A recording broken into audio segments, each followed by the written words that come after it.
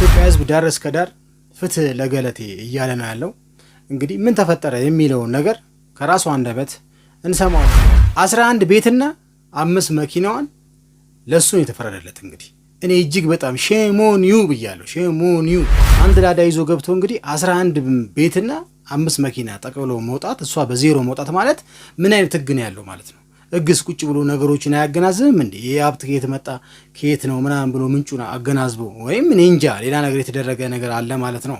ያልገባኝ ነገር ይኖራል። ፍትህ ለገለቴ ቡርቃ እላለሁ። ፍትህም ደግሞ እንደምታገኝ በቅርቡ ደግሞ እርግጠኛ ነኝ ማለት ነው። እስካሁንም ወደ ሚዲያ ስላልመጣች ነው ይሄ ነገር ተደበስብሶ የቀረው። አሁን ወደ ሚዲያ መታለች፣ ፍትህ ታገኛለች። አትሌት ገለቴ ቡርቃ ይህን ያክል ፍትህ አታ ንብረቷ ስትነጠቅ በአደባባይ እስከዛሬ ድምፅ ያልሆናት ሰዎች ዛሬ ላይ ድምፅ እንሆንሽ ብለው በየሚዲያው መግለጫ መስጠት እኔ ምንም አይጥመኝም፣ ምንም አይዋጥልኝም።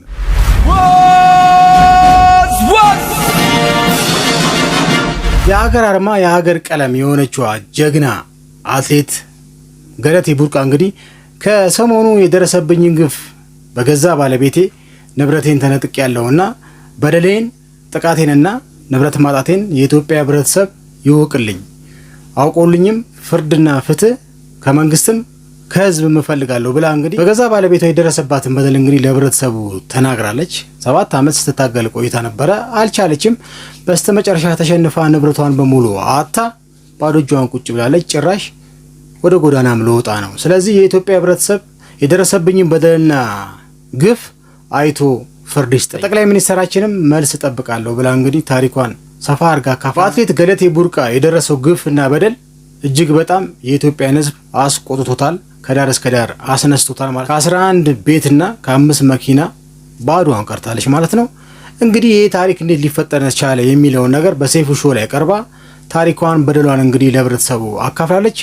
እሱን ዋና ፓርቶች ለእናንተ እንዴት እንደዚህ ሊሆን እንደቻለ ላካፍላችሁ ፈለኩኝ ማለት ነው። እናንተም ተከታትላችሁት የራሳችሁን ሀሳብና የራሳችሁን አስተያየት መስጠት ትችላላችሁ ማለት ነው። እጅግ በጣም ዘግናኝ የሆነ ግፍ ነው የደረሰባት በገዛ ባለቤቷ። ስለዚህ ምን ተፈጠረ የሚለውን ነገር ለእናንተ አጠር አድርጌ ላስረዳችሁ ፈልጋለሁ። በመጨረሻ ደግሞ አትሌቲክስ ፌዴሬሽን ምን አይነት መግለጫ ሰጠ የሚለውንም ለእናንተ ጋብዛለሁ ማለት ነው። ጠቅላላ አድርገን ስንጨርስ ደግሞ የራሳችሁን ሀሳብ ምን እንደተሰማችሁ ብትገልጹልኝ ደስ ይለኛል ማለት ነው። ለዚህ ቻናል አዲስ ሆናችሁ ቻናሉን ሰብስክራይብ በማድረግ እንዲሁም ይሄን ቪዲዮ ላይክ አድርጋችሁ ቪዲዮ እንድጀምሩት በአክብሮት እየጋበዝኩኝ ወደ ቪዲዮቹ እናልፋለን ማለት ነው። What's happening? What's happening? Hey!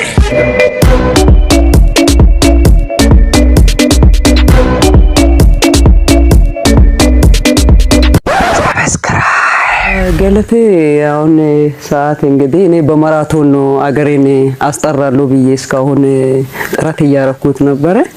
ያው በህይወት ላይ ብዙ ወጣ ወረዶች ይገጥሙሃልና እንግዲህ ከሰሞኑ ሶሻል ሚዲያ ላይ እንደሰማነው ማለት ነው እጅግ በጣም የምንወዳት አትሌት ገለቴ ቡርቃ እንግዲህ በባለቤቷ እጅግ በጣም ግፍ ደርሶባታል። ንብረቷን በሙሉ አሳጥቷታል ማለት ነው።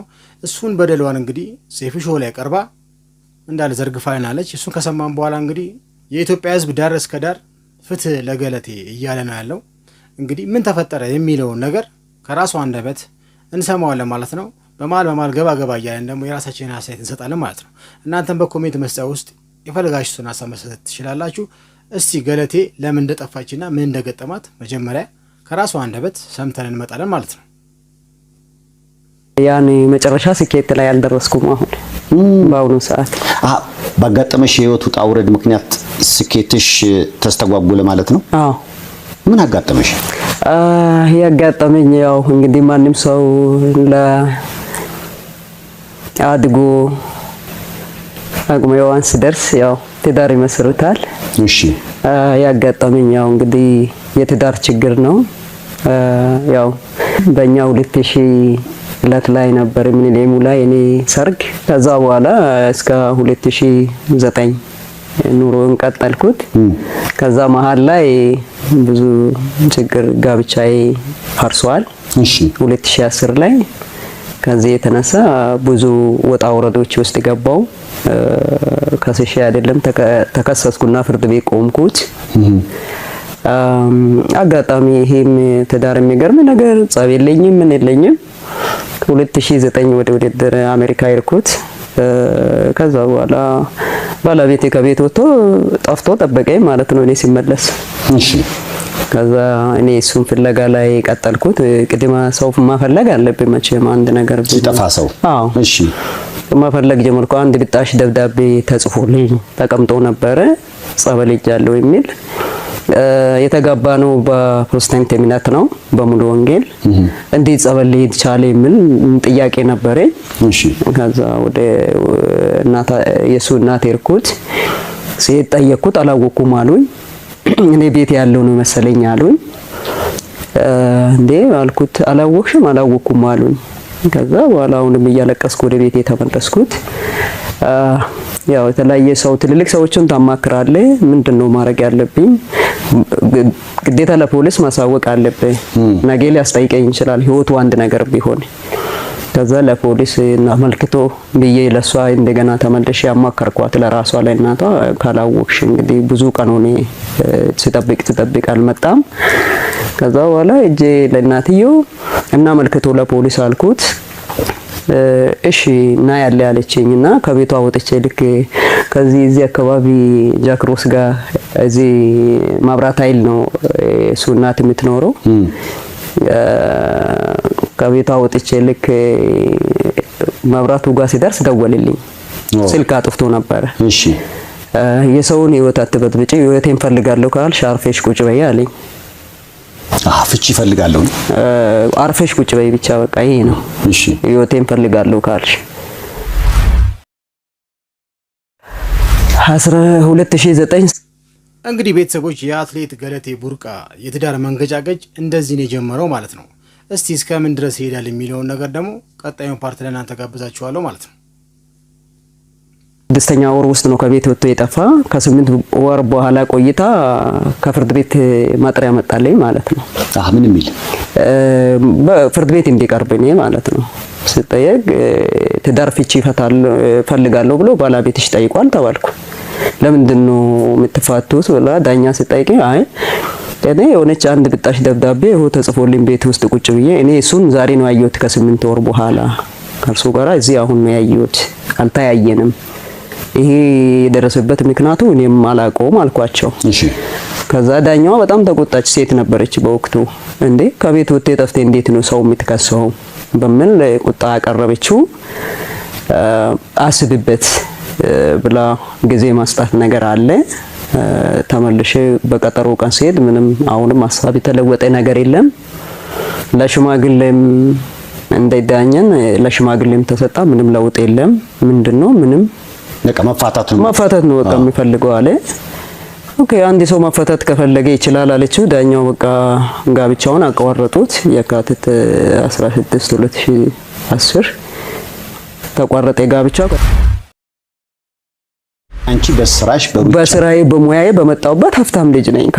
እንግዲህ ቤተሰቦች ማለት ነው አትሌት ገለቴ ቡርቃ ትዳሯ ተንገጫገጩ ጭራሽ እስከ ፍቺ ድረስ ደርሳ ነበረ። ፍቺም እንግዲህ በፍርድ ቤት ጸድቆ ፍቻቸውን እንግዲህ አድርገዋል ማለት ነው። አሁን ነው እንግዲህ ጉዱ ከች የሚለው ማለት ነው። 11 ቤትና 5 መኪናዋን ለሱ ነው የተፈረደለት። እንግዲህ እኔ እጅግ በጣም ሼሞኒዩ ብያለሁ። ሼሞኒዩ እንዴት ነው ይሄ ነገር ሲፈረድ ቆም ብለን አናስብም እንዴ? ይሄ ሀብት ከየት መጣ ምንጩ ምንድነው የሚባለውን ነገር አይታሰብም እንዴ? እኔ ምንም ስለ ዳኝነት እውቀት ባይኖረኝም እንዴት ነው እሷ ፌመስ እንደሆነች ሀገር የምታስጠራ መንግስታት የሚሸልሟት የሜዳሊያ ባለቤት እንደሆነች ሪከርድ የምትሰብር እንዴ? ሀብቱ እኮ መጠናት አለበት። ዝም ብሎ እንዴት ነው መፍረድና ወይም ለሱ ያልሆነውን ነገር ለሱ እንዳለ መስጠት በጣም አይከብድም? እኔ እጅግ በጣም የተናደድኩት በዚህ ማለት ነው። የታያችሁ ቤተሰቦች 11 ቤትና 5 መኪና 10ን ቤት ወስዷል። አንዱን አሁን እየኖረችበት ነው። እሱም ወደ መጨረሻው ነው ፍርዱ አሁን እየሄደ ነው ያለው። እኩል ይካፈሉ የሚል ነገር ነው። እኔ በጣም በጣም በጣም የተናደድኩት ህጉስ ምን ይላል የሚለውን እንግዲህ እናንተ የምታውቁት ነገር ካለ ከስር ሀሳባችሁ መስጠት ትችላላችሁ። እስቲ ምን አርጓት ይሄን ሁሉ ሀብት ወደ ራሱ እንደጠቀለለ ከራሱ አንደበት እንሰማዋለን ማለት ነው። እጅግ በጣም በጣም ኒንጃ። እስቲ እንስማው እንዴ! ሼሞኒዩ ማለት ነው ያለብን። ከምር እጅግ በጣም አናዶኛል። ለማንኛውም እንዴት አድርጎ ሁሉን ነገር እንደወሰደባት ባዶ እጇን እንዳስቀራት እንግዲህ ከራሷ አንደበት እንሰማዋለን ማለት ነው። እጅግ በጣም የሚያሳዝን እጅግ በጣም አንጀት የሚበላ ነው። አትሌት ገለቴ ቡርቃ የደረሰባት እንግዲህ እስቲ ሙሉን ከራሷ እንስማው። በጣም ያሳዝናል ግን በኋላ ማለት ነው። ገንዘብ ያለኝ ልጅ ነኝ ያንን ትዳር ሲመሰርት እና ይሄ ሁሉ የገዛ እናቱ ቤት ስልህ አሁን የራሴ እንዲኖሩበት እሳቸው ጨርቆስ ውስጥ ባቡር ጣቢያ 32 ቁጥር የሚቆሙበት አለ አይደል? ከሱ ጀርባ ነበር የሚኖሩት።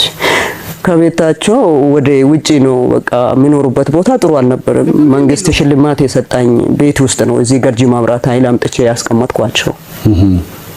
እናቱን ራሱ ማለት ነው የሱ እናቴ ነው በማለት ማለት ነው አስቀመጥኩት። እሺ ይሄ ሁሉ ሲደርስብኝ እንግዲህ ያው ንብረት አለ። ይሄ ንብረት ደግሞ ላስተዳድር ውክልና ካልተሰጣኝ ብሎ ራሱ ውክልና ተቀብሎኛል። አሁን ይሄ ንብረት ምን ላይ ነው ያለው በሚሉ ይገዳ ያስፈልጋል። መቼም እንዲህ አይነት ነገር ከተፈጠረ ይገዳ እንዲሰጠኝ ጠየቅኩት። ጠይቄ ንብረቶቹ ወደ ያሉበት ቦታ ሙሉ ማዞር ጀመርኩ ማለት ነው። እሺ ወደ 11 ቤት ነው። ከ11ዱ ቤት እኔ የምኖርበት አንዱ ቤት ነው። 10ሩ ቦታ ማለት ነው ቤት ያለበት በሙሉ ማዞር ጀመርኩ ማለት ነው። እገዳው ይዤ ማለት ነው። እሺ ይሄ ቤት ሁሉ በሰው ስም ነው ያለው ሲዞር ማለት ነው። አንቺ በሩጫ ህይወት ያትፈራሽው ንብረት ነው? ንብረት በሙሉ አጠቃላይ ስንት ቤት ነበር የገዛሽ? 11 ቤት 5 መኪና 11 ቤት 5 መኪና ያፈራሽው ሀብት ነበር? አዎ። ከዛ ውጪ ከባንክ ቤት ውስጥ ያለው ገንዘብ በቃ ምን ልበል እንዴ ይሄ ሁሉ ሁሉን ነገር በውክልና በባለቤት ስም ነው በቃ እሱ ጋር በቃ እንዲያስተዳድር ውክልና ተሰጥቶታል። ተቀብሎኛል። ከዛ የሚኖርበት ቤት ብቻ ነው ያለው። ኢቭን መንግስት ሽልማት ሰጥቶኛል ብያለሁ። ገርጂ ማብራት ኃይል አሁን እሷ እንድትኖር ያመጣሁት ማለት ነው። ሙሉ ይቃውን ቤቱ ነው አሟልቼ እዚህ ቁጭ በሉ ብዬ ከቤታቸው ከዛ ከማይመቻቸው ቦታ አንድ ብርጭቆ ይዞ እንዳይመጡ ሁሉንም አሟልቼ ያስቀመጥኩት እናቱ እናቴ ናት ብዬ በቅንነት ይሄንኑ ቤት ምን አረጋል ለእናቱ ይሸጣል። ይሄው ቁጭ በሉ ኤሎዌ ቤተሰቦች ኤሎዌ ማለት ይሄ ነው። እጅግ በጣም ክፉ ዘመን ላይ ነው የደረስነው ቤተሰቦች። እጅግ በጣም ክፉ ዘመን ላይ ጥንቃቄ ብናደርግ መልካም ነው። እጅግ በጣም እንግዲህ እንደሰማችሁት ነው። ባለቤቷ የሷን ንብረት ለእናትየው ሲሸጥ ኧረ በስመአብ 11 ቤትና 5 መኪና ራሱ ግፍ አይደለም? አንድ ላዳ ይዘህ ገብተህ እሷ ጋር እንደዚህ ማድረግስ እግዚአብሔር ይወደዋል? ነገ ቀሪ ህይወት እንዴት ነው የሚሆነው? ለአንተስ ምን ይጠቅማል? ኧረ በጣም ሼሙን ነው። በጣም ነው የምደብረው። ለማንኛውም በት ያልኩት ለእናቱ ይሸጣል። ከዛ ይሄ ቤት ባለ 1 እና 2 ደረጃ ፎቅ ናቸው። 147 ካሬ ነጥብ 8 ላይ ያረፈ ነው። መንግስት ነው ሽልማት ሰጠነው። የቀድሞ ጠቅላይ ሚኒስትር መለስ ዜናዊ ለአትሌት በሙሉ ሄልሲንኪ ዓለም ዋንጫ ተወዳድረን ስንመጣ ለሁላችንም ሁሉም አትሌት ኢቭን እና ቀነኒሳ ሳይቀሩ ነው የተሰጠን 1997 ማለት ነው። እሺ ይሄንኑ በቃ ቁጭ በሉበት ብዬ ሁሉ ነገር አስተካክዬ ጨርሼ ቁጭ አረኩበት። ይሄንኑ ለእናቱ በ200,000 ብር ይሸጣላችኋል። ከዛ በኋላ ማንን ነው የምትከሰው? እንግዲህ ቆይ አሁን በሩጫው ዓለም ሀብት ማፍራትሽ ይታወቃል። ከሱ በኋላ ወደ ፍርድ ቤት ሄደ ጉዳዩ? ወደ ፍርድ ቤት በቃ ሄደ። ንብረቱን በቃ መከፋፈል ላይ ልክ ስንደርስ እንከፋፈላለን። ከጋብቻ በፊት ያፈራው ራሱ አለኝ። ይሄ ቤት 2 ቤት አለኝ። ከ7 ሀገር ያልገባው ገንዘብ አለኝ ብዬ አስመዝግቤ ያለው 1 ሚሊዮን ብር ደግሞ አካውንቴ ውስጥ አለ። ትዳር ሲመሰርት የመንደር ውል በሽማግሌ ፊት ተዋውለናል። ይሄ ሁሉ እንግዲህ እያለን ነው የተጋባ ነው። የልጅነት ባልሽ ነው? የልጅነት ባሌ ነው። ከዛ በፊት እኔ ራሱ ያው ከክፍለ ሀገር ስመጣ ያው ምንም ያውቀው ነገር የለም። ዛሬ የሚያወራ አማርኛ ራሱ በትክክል አላወራም። አማርኛውን በትክክል አላነብም አልጽፍም ነበርኩ። እዚህ ከመጣ በኋላ ነው ራሴን አስተምሬ ሁሉም ማድረግ የቻልኩት። ማንበብም መጻፍም መናገርም የቻልኩት። በዚህ ደረጃ ነገሮች ሳይከሩ በፊት እንደ ቁጭ ብሎ ነገሮችን በፍቅር ለመፍታት ጥረት አላረግሽም? ሽማግሌዎች ሁሉ ከፍርድ ቤት ተሰጥቷቸዋል። ለ8 ወራት ያክል ቁጭ ብሎ ዳኝቶናል። አሻፈረኝ ነው በቃ አልፈልግም አለ። እሺ ታዲያ አሁን ይሄንን ንብረት ሁሉ በሰው ስም ነው ያለው። አንድ ቤት ብቻ ቀርቶላታል። አንድ ያረስ ኮምፓክት መኪና ብቻ ነው ግቢ ውስጥ የቀራ ከ5ቱ መኪና። እሺ ይሄንኑ ታዲያ ለምን አትተውላትም ሲባል አይ ይሄንኑ ራሱ የሚኖርበት ቤት የሚገርም ነገር ሴፊሻ መስከረም 1 ተጋባን። መስከረም 29 ነው በነበረኝ ገንዘብ መስከረም 29 ውል አድርጌ ነው መሬቱን የገዛ 500 ካሬ ነው። 66 ካሬ ላይ ሰርቪስ የተሰራበት ዋና ቤት አልተሰራም እስካሁን። እሺ እውነታው ይሄ ነው። መስከረም 29 ነው ውል ያረኩት መሬቱን በተቀማጩ ገንዘብ። እንግዲህ ከጋብቻ በፊት አለኝ ብያለሁ። አካውንት ራሱ 1 ሚሊዮን ነበረ። ከ7 ሀገር ያልገባ ብር አለኝ፣ ቤት አለኝ። እና ይሄ ሁሉ ነገር ውክልና ስላለው ወደ ቀድሞ ባለቤትሽ ሄደ ማለት ነው? በቃ ይሄ ሁሉ ውክልና በማኖሩ ብቻ እኔ አሁን መጨረሻ ፍርድ ቤቱ አሁን መቼም የኢትዮጵያ ሕገ መንግስት እንግዲህ ከጋብቻ በፊት አንድ ሰው ያፈራ በመንደር ውልም በሽማግሌ ፊት ከተፈራረመ የግሉ ነው ይባላል። ይሄን ሁሉ ፊት ያላገኘውም እኔ አሁን ፍርድ ቤት በቀረብኩበት። ቆይ እስከ ሰበር ሄድሽ? እስከ ሰበር ሄድኩ። ተፈረደለት? እስከ ሰበር ሄጄ አንድ የሚኖርበት ቤት እንዲካፈል ተባለ። እሱን የማይመለከት ማለት ነው። ዛሬ ወደ ሚዲያ የመጣበት አጋጣሚ እንግዲህ ቤተሰቦች የሰው ልጅ በአሁን ጊዜ እጅግ በጣም ተጨካክኗል። እጅግ በጣም ከመገልጸው በላይ ተጨካክናል ማለት ነው። እንዴ 11 ቤት 10ሩን ሸጦ ከጨረሰ በኋላ 5 መኪና ቆርጥሞ ከበላ በኋላ አንድ ቤት እሷ እየኖረች እያለ ጭራሽ እሱን ቤትም ለሁለት እንድትካፈሉ ተብሎ በቃ ዳር ደርሷል ማለት ነው። እጅግ በጣም የሚያሳዝን ነገር ነው አትሌት ገለቴ ቡርቃ ላይ ደረሰው ማለት ነው። ሁላችንም ፍትህ ለአትሌት ገለቴ እያለን ድምጽ ልንሆናት ይገባል ማለት ነው። እጅግ በጣም አንድ ላዳ ይዞ ገብቶ እንግዲህ 11 ቤትና 5 መኪና ጠቅልሎ መውጣት፣ እሷ በዜሮ መውጣት ማለት ምን አይነት ህግ ነው ያለው ማለት ነው? ህግስ ቁጭ ብሎ ነገሮችን አያገናዝብም እንዴ? ይሄ ሀብት ከየት መጣ ከየት ነው ምናምን ብሎ ምንጩን አገናዝቦ ወይም እኔ እንጃ ሌላ ነገር የተደረገ ነገር አለ ማለት ነው። ያልገባኝ ነገር ይኖራል እንግዲህ። እንዴት ነው እሱን ከማግባቷ በፊት እንግዲህ የራሷ ንብረትንም እሱን ጠቅሏል ማለት ነው። እንዴት ነው ወይ የሆነ ያልገባን ነገር አለ ማለት ነው እንጂ እጅግ በጣም ግፍ ነው የተሰራባት እቺ ብርቅዬ አትሌት ላይ እጅግ በጣም የሚዘገን ነገር ነው የደረሰባት። እንግዲህ ፍትህ እንደምታገኝ አሁንም ህዝቡም ዳር እስከ ዳር ተነስቷል። ጠቅላይ ሚኒስትራችንም እንግዲህ መልስ ይሰጣል ብዬ እጠብቃለሁ። እሷም ከ7 ዓመት በኋላ ወደ ሚዲያ የመጣችው ፍትህ ከህዝቡና ከጠቅላይ ሚኒስትራችን እጠብቃለሁ ብላ ትልቅ መልእክት አስተላልፋለች። እሱን የመጨረሻው ልጋብዛችሁና ልመለስ ማለት ነው። ቢኖር ህዝቤ ለምን ጠፋች ለምደው ህዝቤ እንዲሰሙኝ። ህዝብ ማለት መንግስት ነው፣ መንግስት ማለት ህዝብ ነው። ፍትህ እንዲሰጡኝ ፈልጋለሁ እንደገና። በሁለተኛ ደረጃ ደግሞ ጠቅላይ ሚኒስትር ዶክተር አብይ አህመድ በዚህ ሚዲያ እንደሚሰሙኝ ተስፋ አደርጋለሁ። በእውነት እየሰሩ ያለው እሳቸው ናቸውና ይሄንን እውነት አይቶ ጎዳናም ትውጣች ልጅ ካሉኝ መልስ እንዲነግሩኝ፣ አይ አትወጣም ካሉኝ መልስ እንዲነግሩኝ ፈልጋለሁ። ምክንያቱም አንድ ሰው አገር አገልግሎ ይሄን ሁሉ አፍርቶ በቅንነት በገዛው ባል ታክዶ እንደገናም ንብረቱ ይሄን ሁሉ በልቼ ጨርሻለሁ በፍርድ ቤት ስል እንግዲህ ቤተሰቦች ይሄ ነገር ተበልቶ ያልቃል? 11 ቤትና 5 መኪና ምኑ ነው የሚያልቀው? በልቼ ጨርሻለሁ የሚባል ነገር አለ እንዴ? አንድ ላዳ መኪና ይዘህ ገብተህ ይሄን ሁሉ እንዴት ነው ከስር ወይም ሃይ ሚለ ወይም የሚረዳ ሰው አለ ማለት ነው እነዚህ እንድታረግ እንጂ ህጉ እንደዚህ አይፈቅድም። ለማንኛውም እኔም በማይም አንደበቴ አገናዝባለሁ። እንኳን ተምረው ህግን የሚያስፈጽሙ ሰዎች ይቅሩና እኔ ፍረድ ብባል በቃ በሰማሁት ነገር ሀብቱ ጠቅላላ የሷ ነው ብዬ መፍረድ አያቅተኝም። ለማንኛውም አትሌት ገለቴ ቡርቃ ላይ የደረሰው ግፍ እጅግ በጣም ዘግናኝና አስከፊ ነገር ነው። ፍትህ ለገለቴ ቡርቃ እላለሁ። ፍትህም ደግሞ እንደምታገኝ በቅርቡ ደግሞ እርግጠኛ ነኝ ማለት ነው። እስካሁንም ወደ ሚዲያ ስላልመጣች ነው ይሄ ነገር ተደበስብሶ የቀረው። አሁን ወደ ሚዲያ መጣለች፣ ፍትህ ታገኛለች። 4 መኪና 10 ቤት ተበልቶ ያልቃል ካለ ፍርዱን ለኢትዮጵያ ህዝብና ራሱ መንግስት ተዋለው። እንግዲህ ዛሬ የተገናኘንበት ቤተሰቦች አንዳንድ በመናገረው ነገር ስሜታዊ የሆንኩ ስለሆነ በጣም ይቅርታ እየጠየቅኩኝ ማለት ነው። አትሌት ገለቴ ቡርቃ እንግዲህ ሴፉ ላይ ቀርባ በደሏን ከተናገረች በኋላ 7 ዓመት ብቻዋን ተታግላ ነበረ።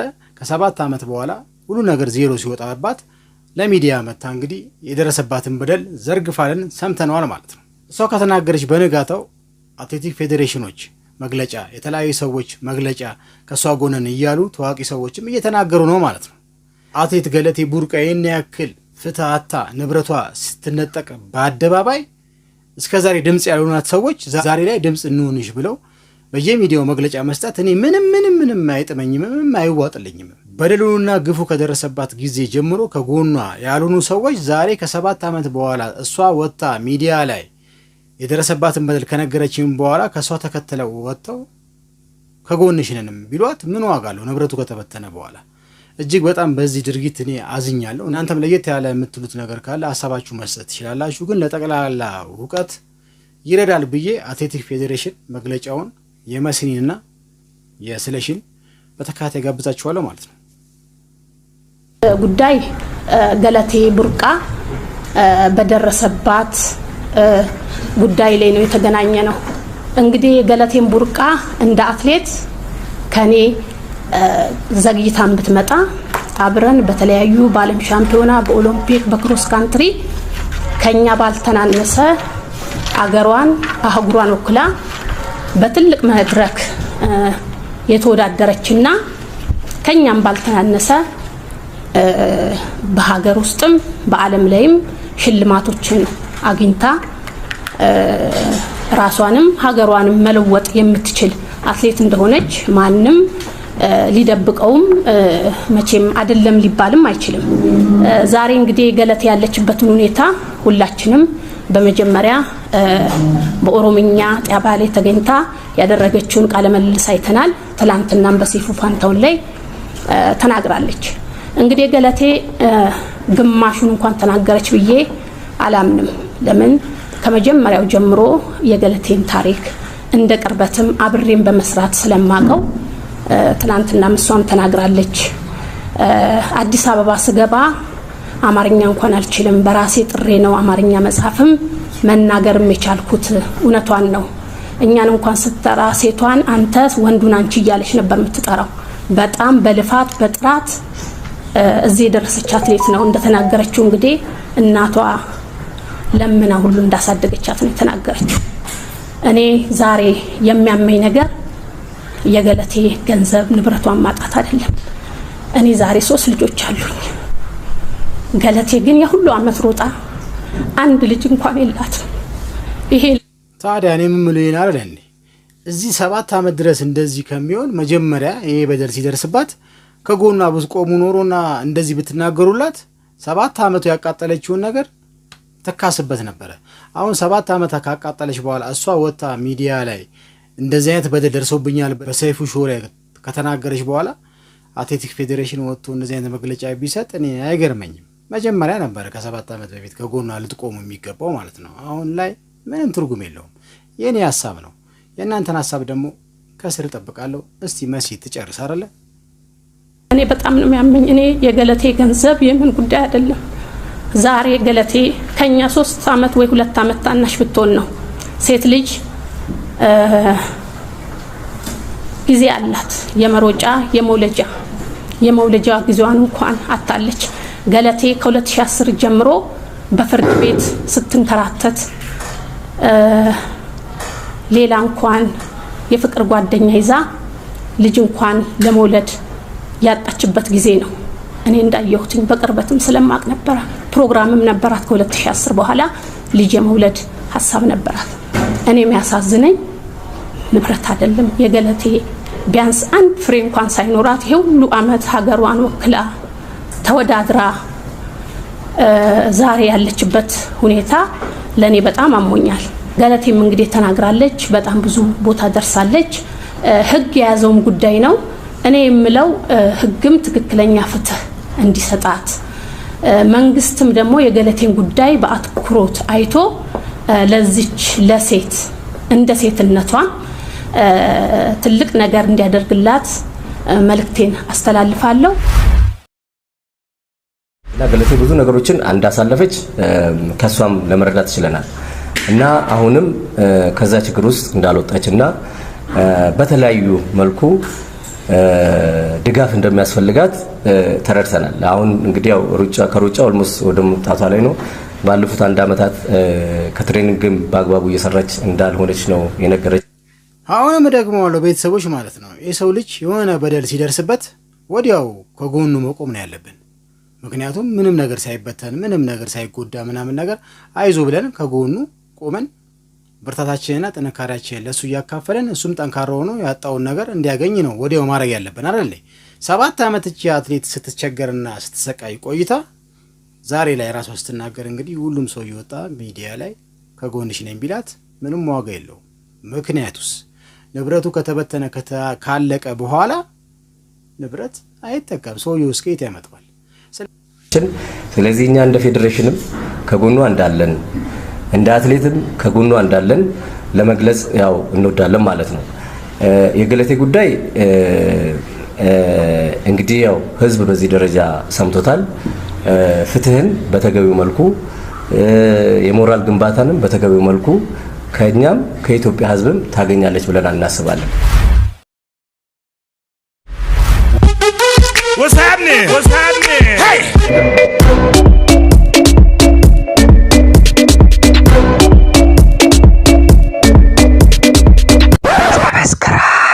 የደረሰባት ነገር እጅግ በጣም ስለተሰማኝና ስላበሳጨኝ ስለ ህጉም በጣም ስለተናደርኩኝ በስሜት ሆኜ ተናግሬያለሁ። እንግዲህ እንዳትቀየሙኝ።